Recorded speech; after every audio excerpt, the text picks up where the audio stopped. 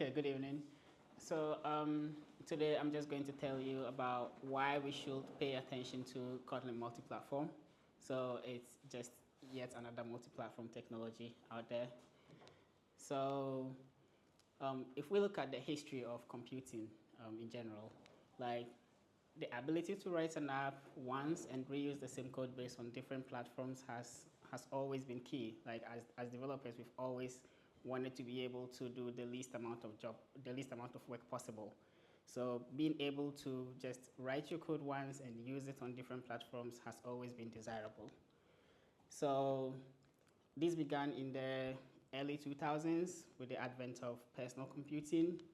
So Java and the JVM played a key role enabling us to run apps across different systems. So with Java, what you could do was that you could just write your code once and then compile it, and the JVM, with the help of the JVM, you could run your application on different operating systems as long as there was a compatible JVM available over there. Now, before Java, there was still some ability to do cross-platform, but it wasn't as easy as Java made it, because with C and C++, for instance, you had to recompile your application for every target that you wanted. But with Java, you could just compile it once, and then it would run everywhere. So if we look at mobile development, for instance, I mean, as human beings, we couldn't agree on anything. Life would have been so easier if every mobile application was running the same operating system. But since we can't agree on anything, we have Apple running iOS, which is wildly different. And then we have Android phones running Android operating system, which is also wildly different. Like they have nothing in common except being able to call and text. So because of this problem, some cross-platform mobile solutions were created early on to try and address some of these problems. So we had React Native from Facebook, and this was because Facebook created the React framework for web development. It became really popular, so they wanted to be able to do something for mobile. So they created React Native so that web developers could just build mobile applications. And then there was Flutter in 2017 by Google. Google also wanted to allow people to build cross-platform apps, so they released Flutter, which was quite easy to use. So it made it easy for developers, especially beginners, to start building very beautiful UIs for mobile. And now we have Kotlin Multiplatform, which was released by JetBrains, and it became stable in 2023. So if we look at React Native, it requires JavaScript or TypeScript for development, which means that it's mostly the target developers are web developers. Like if you're a web developer, then it becomes very easy for you to just hook onto it, because all your existing web technologies are going to be able to be used over there. Like the transfer of knowledge is just very easy. So it renders native components internally. So with React Native, you write your components once, and then on Android, you get the native Android components, and then on iOS, you also get the native iOS components. So it's like it gives you the native feel. It was very fast, and because of that, it became the most popular mobile framework. So it requires some knowledge of React to begin with. So this makes it not very beginner-friendly, because to use it, you need to be someone who already knows React. And it is easy to adopt for web developers. So now Flutter here, it also requires Dart for development. Dart is a completely new programming language. Not many people use Dart. I think Flutter made Dart very popular. And it has a very low learning curve, and it's easy to adopt for beginners. And because with Flutter, you were able to build very, very beautiful UIs. Like you don't need to write a lot of code to achieve something very beautiful with Flutter. So because of this, it became very popular amongst beginners and amongst people who wanted to prototype quickly and develop something to production as quick as possible without thinking too much about the technical details. So if we look at all these cross-platform technologies, I mean, there's a lot of them, but because of time, we're not going to talk about every one of them now. If you look at all of them, they've all followed a similar architecture. So they all allow you to build like UI components. They want you to share your UI components. That's what they've all been promoting. So they want you to be able to share your UI components as well.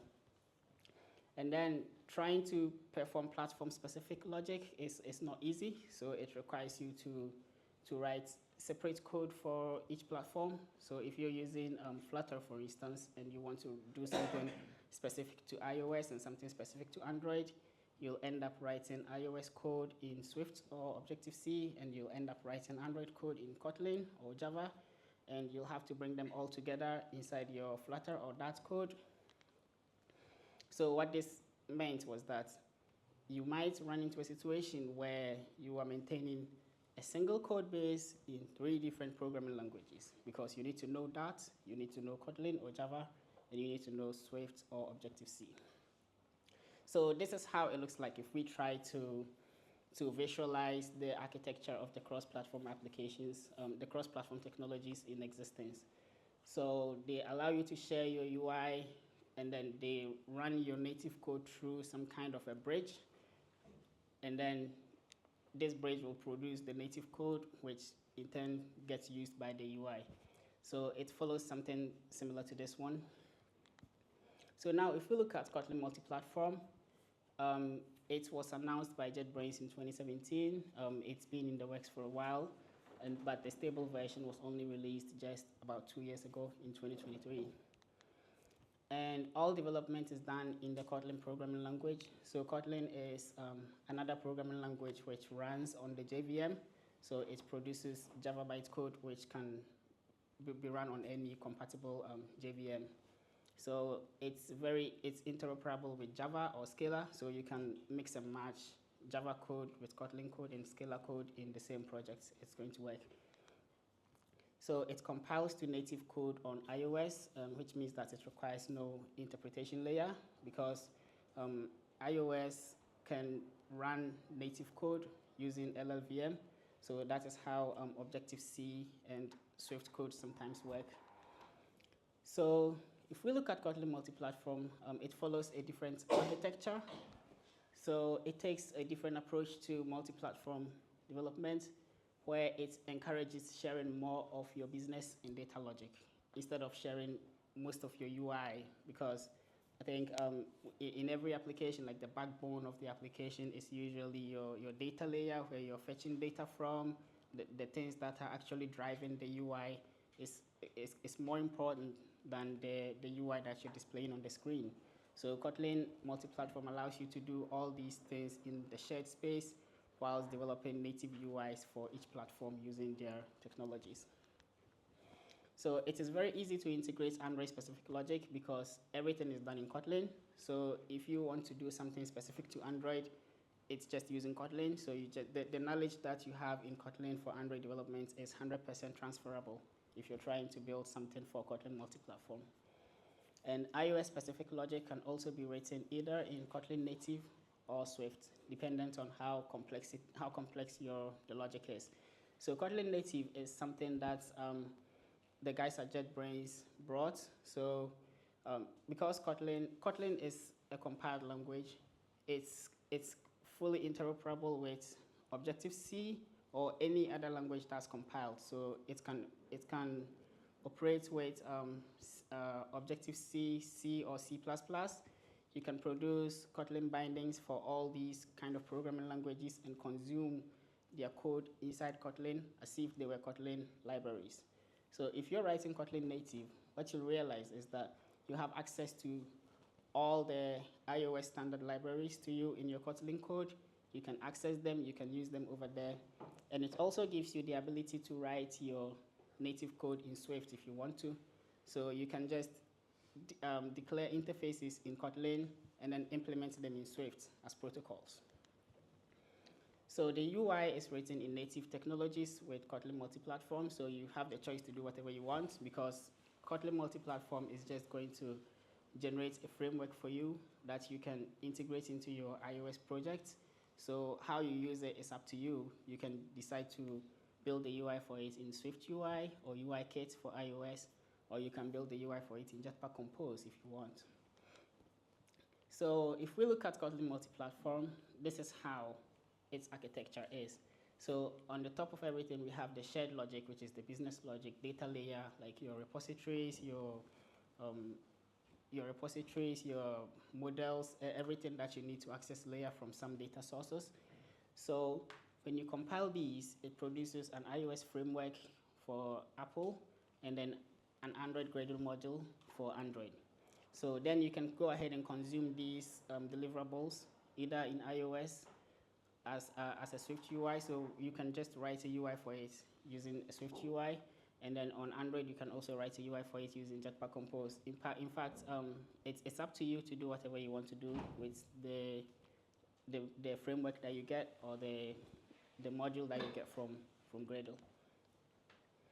So if we want to handle platform-specific code, so this is just what I was saying. So it uses a mechanism called the expect actuals. So it's similar to how you would declare an interface or a protocol in Swift and then provide concrete implementations for it. But here it's a bit different. So you declare an expected symbol, so it can be a function, it can be a variable, a class, or whatever. And then you can provide platform-specific implementations for it, either in Android or iOS, or whatever targets you're supporting. So this is how it looks. I don't know if you can see this clearly, but on top of everything, we have the common code. So here, in this example, we're trying to format a specific date. So we have the common code on top, which is calling format. So expect here is saying that we are expecting some function to be declared on individual platforms. We don't know yet whether they are there. So during compilation, the compiler will pick the implementations from the specific platforms that you are compiling for. So in this example, if you're compiling for iOS, it will pick the example on the right-hand side and then replace all the code in the common with the actual implementation on iOS so that you get your actual iOS code. So if you look at the example here, you can see that we're using iOS classes here. We're using NSDateFormatter, which is an iOS class. We're using formatter.string from date, which is also an iOS function. So this is because in Kotlin Native, we have access to the Objective-C headers of the iOS standard library. So we can access all the iOS classes here. You can do everything in Kotlin. You don't have to write Swift code if you don't want to. But if you want to write Swift code, you can go ahead in your Xcode project and implement these ones over there. So the question is, why would you want to choose Kotlin Multiplatform for any project? So we have a couple of answers for you. It provides a smooth integration path because it allows you to adopt it incrementally. Now, you don't have to rewrite your whole project to use Kotlin Multiplatform. You can just start as little as possible. It can be a small feature, like a very small, harmless feature. You can implement it in Kotlin Multiplatform. You get your iOS framework, consume it in your Swift code using Xcode, and then do whatever you want with it. So you don't have to rewrite your project to use Kotlin Multiplatform. You can just adopt it as you move on. And it is also fully compatible with existing native platform-specific code. So it doesn't matter how old your project is. If you started your Android project in, like, I don't know, 2010 or 2009, it's still going to support it. If your Swift code is as old as it can be, you can still integrate Kotlin Multiplatform into it. And another thing is that your UI remains platform-specific and fully native. Now, you don't have to change anything in your UI because we are more focused on the data layer. So we are providing some data sources for you, and then you're using them to render your UI. So you don't have to change your UI. Everything can remain as it is. Your users will not even know that you've implemented any new technology in your product. And unlike other cross-platform solutions, native look and feel is preserved because you don't have to rewrite them in a different language. So yeah, you're still using Swift, you're still using Jetpack Compose, and everything is still building natively. So you don't compromise on anything. You don't lose anything if you decide to integrate Kotlin Multiplatform in your project. So yeah. And also another reason why you may want to choose Kotlin Multiplatform is if you already have an Android application and you want to support iOS. We don't see that happening most often around here, but in other countries, like in other countries, some companies usually start by building out an Android application, and then eventually they want to support iOS. If you're using Kotlin Multiplatform, you can 100% use all the code from your Android code base, and then you can just write iOS UIs to support it, and then you have your iOS app and an Android app. So if you're reusing the existing business logic, you are preventing duplicated work with Kotlin Multiplatform because you don't have to write code in different languages. You can write everything in Kotlin and it's still going to work. So the architecture of Kotlin Multiplatform is future-proof because the programming language that we're using here is type-safe. Now Kotlin is strongly typed, so it can scale to as much as you want, unlike other programming languages that do not have types. So you can be rest assured that your project can be maintainable as time goes on. And it is also ready for additional platforms beyond mobile. So you can use Kotlin Multiplatform to develop desktop applications if you want to, or web applications if you want to. And it can be easily removed from the project if it doesn't meet your expectations. So this is one key selling point of Kotlin Multiplatform. So if you're using something else, you are stuck, like you're locked in with them. You cannot throw it away. With Kotlin Multiplatform, you can decide to integrate it in your project, and then you realize that it's not working for you. Maybe the iOS guys don't like it because they don't like how Kotlin works, even though Kotlin programming language looks, the Kotlin programming language looks very similar to iOS in terms of syntax and everything, but some iOS guys don't like it. So if your team has more iOS guys than Android guys and they don't like it, you can just take it away and then that's it, you don't lose anything. This is something that most other cross-platform technologies do not give you. So now let's look at the current state of Kotlin Multiplatform. So it's currently got official support from Google. So this means that it's got two big companies backing it, because it's got the original creators, which is JetBrains, who are actively developing and maintaining it, and now it's got support from Google as well.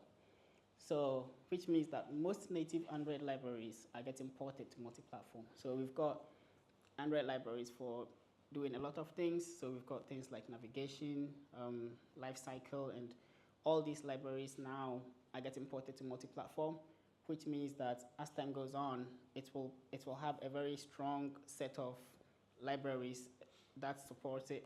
It makes it very robust and easy to work with. And it's got a growing catalog of open source libraries because we've got lots of developers developing for it now, and Google are also developing a lot of libraries for Kotlin Multiplatform now. So it's still growing. It's a very new technology, but it's still growing a lot. And then it's got increased adoption amongst major tech companies and startups. So a lot of tech companies are using Kotlin Multiplatform now because it's speeding up their work and increasing their productivity and allowing them to achieve a lot of things with very less code.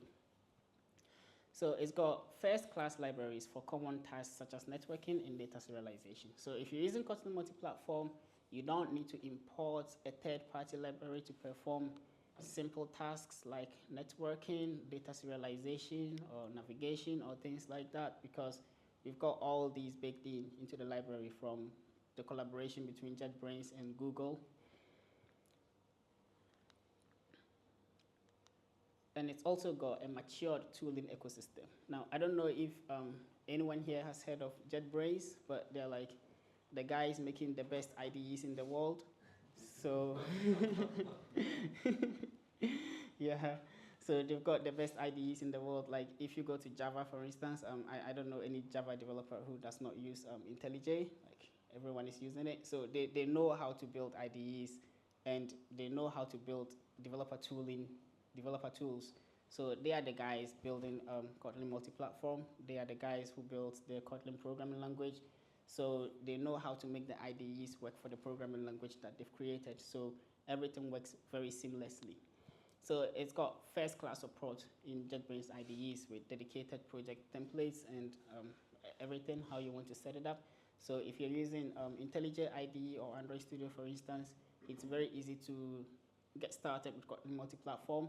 You can just launch your IDE and get a project running in less than 5 minutes, which is something very, very good. And it's also got integrated testing frameworks that work consistently across different platforms. So you don't have to write multiple tests for different platforms. You can just write a test once and then execute it targeting an Android device, or you can execute it targeting an iOS simulator. So the same test runs on 2 different devices, gives you results, which means that your code is going to be like easily testable, and you're going to have more confidence in the code that you write if you're targeting Kotlin Multiplatform. So let's look at who is using Kotlin Multiplatform in production. So I think whether a technology will succeed or not depends on if people use it. Now, you can build the best technology in the world. If no one is using it, it doesn't matter how good it is, it's going to die.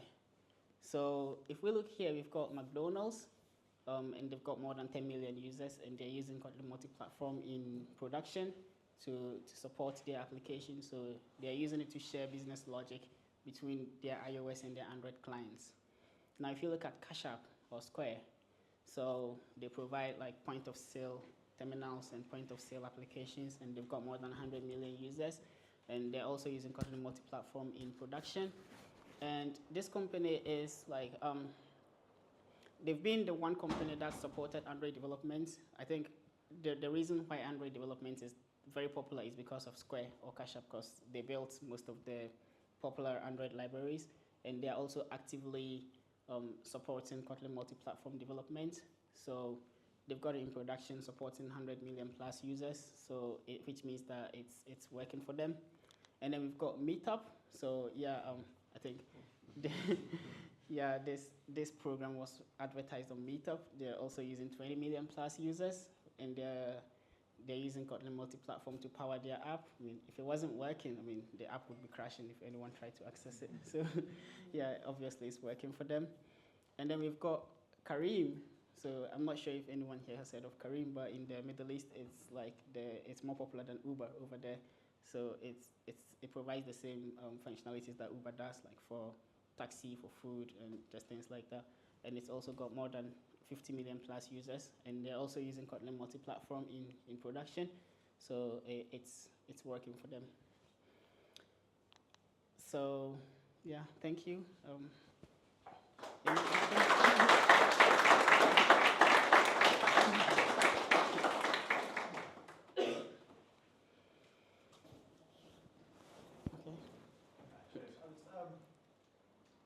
I was thinking, I really want Kotlin Multiplatform to be super good. So I'm really interested as to things you were saying. But one thing that concerns me is you were saying that the UI is not shared between iOS and Android. So you basically have the sort of models shared between platforms, but you write specific UI for both iOS and Android. Is that right, or did I misunderstand that? Yeah. Okay. That's a bit, well, I've done some stuff where I've had to build an API, and usually both iOS and Android is sharing the same API. So the data and the model is only written once. It's used both ways, and then yeah, the UI are built specifically for the platforms. So is that basically what Kotlin Multiplatform is doing? Yeah, so Kotlin Multiplatform, it's actually got the ability to share UI, but I didn't speak about that now for the sake of time. But at the core, it wants you to share your data layer. So like you're saying, the API is the same for Android and iOS because they're both hitting the same endpoints. So it doesn't really help for you to write a networking layer in Swift, another networking layer in Kotlin, another UI in Swift UI, and another UI in Jetpack Compose. So instead of doing these 4 tasks, you have to do 3 tasks now. So you write your data layer and your networking layer in Kotlin Multiplatform, and then you share it, and now you're building your UI in Swift UI or your UI in in Compose. And the reason is because we want you to have the best of both worlds. So if you go to iOS, the best way of building UIs in iOS now is either using Swift UI or UIK. And on Android, the best way to build UIs is by using Compose or by using the legacy view system. This is because we want everything to run as smooth as possible, as buttery smooth as possible, because no cross-platform technology will be able to match the performance of writing everything natively. So in Kotlin Multiplatform, that is what we try to encourage. But if you want to share UI, you can still do it. So Compose is a cross-platform technology that allows you to write UIs for multiple platforms. So very recently, there is Compose for iOS, which is still not stable yet. Beta. Yeah, it's in beta, but you can essentially share UI on iOS and on Android. The only catch is that on iOS, you might get material components. So your UI are not going to look as native as you want them to be. Like your buttons are going to have background, and they are going to have rounded borders, which is not native to iOS. So if you want to be as native as possible, the recommended way is to share your data, share your business logic, share your use cases and everything, and then write specific UI. Because if you come into software development, like mobile development, for instance, writing UI is not as difficult as trying to figure out what data goes into the UI. So yeah, so that's why they encourage sharing more of the data and less of the UI. But eventually, when Compose UI for iOS goes stable, then you can use it. I mean, you can still use it in production now at your own risk, but eventually it will go production, and you'll be able to do that if you want to, which means you'll only write your code once, and then you can share your UI, you can share your data and everything, and then you don't have to write Swift UI if you don't want to. Okay, that does sound better. Yeah, just wanted to add, but you already answered that you can use, theoretically, you can get your Android Compose code, Yeah. and you can set up all targets, and theoretically it can run on all platforms without additional powers. So you can just run it on iOS, Android, desktop, and web in alpha. Yeah. So the power of Kotlin Multiplatform is that it can run on essentially every target in existence now. It's just that they are trying to target the most popular ones, but it can run everywhere. Like it can run on web, iOS, mobile, Android, desktop, and even on desktop you can go. It can run on Windows. It can run on macOS Metal.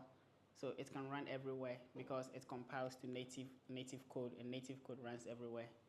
But they're just trying to target the most popular ones for now, and trying to make it as good as possible because they don't want to release any half-baked products. Okay. Do you think it'll outgrow Flutter in like 5+ years' time? Well, if you look at what Google is focusing on now, I mean, we can all attest to the fact that Google is paying less attention to Flutter now, and they are paying more attention to native, and especially Compose. So it's possible that it will outgrow Flutter. In some markets, Flutter will still be very popular in other developing markets because it's very easy to write UIs with it, and it's very easy to write very beautiful UIs with it, because to achieve the level of UIs that you can do in Flutter in Compose, you have to do a little bit of extra work, whereas in Flutter it's so easy to do. So for beginners, Flutter is always going to be what they choose. But I can see it being used more for large-scale applications. In large-scale applications, Compose Multiplatform has the potential to outgrow Flutter. On that vein, is there a worry that Google seemed very fickle with their languages? They were banging on Java, and then as soon as Kotlin came out, they're like, Kotlin, and then they were Flutter, brilliant, Java, yes, we'll push everything. And Kotlin Multiplatform, Compose Multiplatform, it's the next big thing.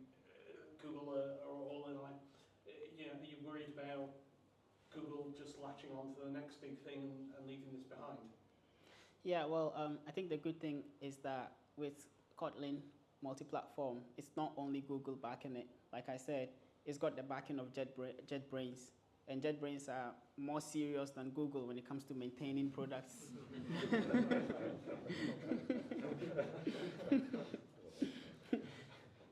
So we can be rest assured that Kotlin Multiplatform will definitely stay because JetBrains are maintaining it. Yeah. I saw that you can compile to JavaScript and then more recently also WebAssembly. But do you know or do you think that the JavaScript target will still be supported now that WebAssembly is an option? Yeah, I think they will support all the targets, but they will try to encourage people to use the WebAssembly because WebAssembly is running native code, which means it has the potential to be faster than JavaScript because JavaScript is interpreted. Interpreted languages are always going to be slower than compiled languages. So yeah, it's still going to be supported because they have to support it. There are some Kotlin JS applications running in production now, so I see them supporting it for the long term. Because I've had a play with Kotlin Multiplatform and I'm pretty sold on it. I'm trying to find reasons not to use it in terms of risks or drawbacks or reasons why a company, say if they're starting a new projects, shouldn't be good with this. Have you seen yourself any reasons why this isn't a good idea or a risk or a reason not to use it? I think one of that would probably be the developers that you have in the team because the iOS guys might not want to use it. Yeah, because it's got very matured libraries now. So like I said, it's got things for like networking. It's got things for date and time management. It's got a lot of things that you'll need in a standard application. But it's still in development. So the Kotlin to Swift interoperability is not that complete yet. So very recently, they added support for async await in Swift. So you can write coroutines code in Kotlin, and then in Swift, when you're consuming them, they give you async await code, like so you can just use the nice language features in Swift for that. There are other use cases for that. For example, enumerated types were not fully supported. They are adding it now, and it's because the Kotlin code gets compiled into Objective-C. So your Swift code is important. It's as an Objective-C framework. That's why all these are happening. But very recently, there's active work ongoing so that your Kotlin code will generate Swift framework. So that way, it becomes very easy. It's going to look just like consuming a Swift framework. So these are just some of the reasons why your iOS guys might not want to use it. But other than that, I don't really see any risk for not wanting to use it because it's very matured now and it's used in production. Like a lot of people are using it and it's working for them. So I think I will encourage everyone to just give it a try. You can just start integrating it as little as possible. If it works for you, fine. If it doesn't work for you, you can always take it out at no cost. So you mentioned that Kotlin Multiplatform is sort of mostly, well, originally was driven by JetBrains, and then Google sort of added onto it as well. Obviously, Composer's kind of the other way around. Google built it for Android. Are JetBrains sort of contributing to Compose as well? Yeah. Is that becoming more of an open thing than Compose was originally? Yeah, so the thing with Compose is that, so originally the guys at Google wanted to build a new UI framework. I think it was driven by Swift UI. Normally, a lot of things in Android are driven by what Apple does. So Apple released Swift UI, which was very beautiful for writing UI. Like it looked really nice, just like how you build UIs in React and Flutter. And then Google wanted to catch up. So they also wanted to build something nicer. But what they did was even better because they built the Compose runtime, which was language agnostic, like it was a cross-platform runtime that just knows how to manage trees, a tree of data. So on top of this Compose runtime, they built the Compose UI. So the Compose UI is being driven by the Compose runtime. So the JetBrains guys realized that if we use this runtime, we can build any UI that we want for any platform because it's cross-platform. It's a cross-platform technology. We can just use it. So they ported the Compose UI code that Google wrote into a multi-platform version, which now became the Compose Multiplatform. And they are using this Compose Multiplatform as a tool to advertise their programming language. So they are well invested in it. So they want people to use Kotlin, and using Compose Multiplatform is one way they can encourage people to use Kotlin, even beyond mobile, like beyond Android and iOS. People have started using Compose Multiplatform to build desktop applications, like utility applications for themselves. So JetBrains is equally as invested in Compose Multiplatform, just as Google is. So I think they are both equally invested. So we can be rest assured that they'll do everything they can to make sure it succeeds. Any other question?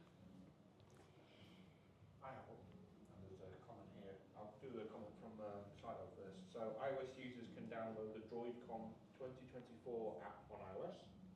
In settings, you can toggle the Compose UI and native UI kit Swift UI. The project is open source on GitHub as well. So I guess you can play around with that and see how good it actually is on iOS. Yeah, yeah. Question for me is, the code that is generated for iOS, the framework that is then used by Swift UI, or UI kit, how friendly is that to Swift UI? Does that expose things with state objects and bindings, and is it aware enough of the UI layer consuming it in this reactive way? How does it do that? Yeah, so like I said, there's still work ongoing to make it as Swift friendly as possible. So very recently they added support for async await. So they are still adding support for more Swift language features so that when you're using the framework, it becomes as seamless as possible. You don't even realize that you're using the framework from a different programming language. So there's still work ongoing, but it's still usable. You can still do all the things that you want to do with it. So it exposes a lot of the Swift language features for you to use. So it's still a work in progress when it comes to that level of interoperability. And how about you personally? How much Kotlin Multiplatform have you been able to do? Have you been able to do it professionally yet? So professionally, we're not using it in production code. We're just using it for internal tools. But personally, I've got this project on GitHub. Like it's like my testing ground for Compose Multiplatform and Kotlin Multiplatform. It's a very bad example of a project because I started it as a hobby project, but it's grown up to become like too big. So yeah, so it's a very bad example of a startup project because it's got a lot of advanced stuff over there. I mean, I could share it if anyone wants to just have a look at it. So it's sort of like a sandbox for you to test things. Yeah, it's just a place where I test stuff in Kotlin Multiplatform. It's using shared UI for Compose Multiplatform for both Android and iOS. So yeah.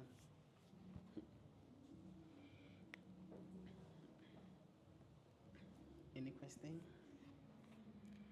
Okay, then thank you very much.